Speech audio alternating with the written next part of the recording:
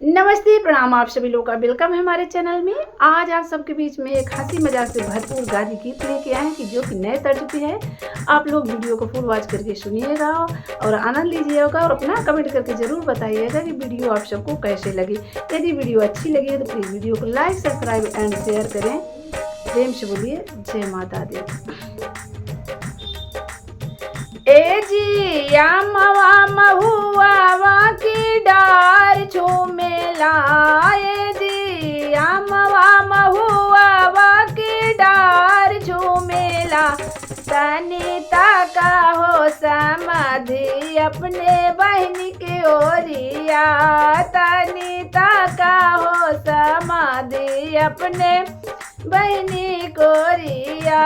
ए जी मवा महुआ की डार झूमेला, ए जी मवा महुआ की डार झूमेला। तनिता का हो समाधि अपने बहनी कोरिया, तनिता का हो समाधि अपने बहनी कोरिया। तोहरी बहिनी जी बाटी गजब रसिया, राखे हिंदू मुसलमान यही रजतिया, राखे हिंदू मुसलमान अहिर जतिया। ये जी मवा महुआ की डार झूमेला, ये जी मवा महुआ की डार झूमेला। तनिता का हो दूल्हा है अपने बहनी कोरिया, तनिता का हो दूल्हा है अपने बहनी कोरिया।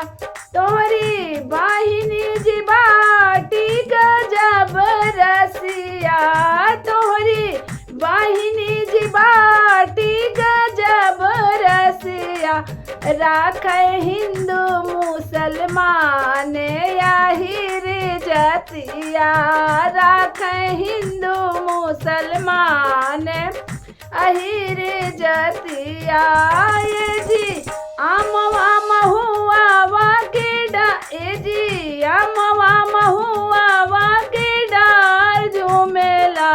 तनिता का हो या गुआ अपनी बहनी कोरिया, तनिता का हो अगुआ अपने बहनी कोरिया। तोहरी बहिनी जी बाटी गजब रसिया, तेजी तोहरी बहिनी जी बाटी गजब रसिया।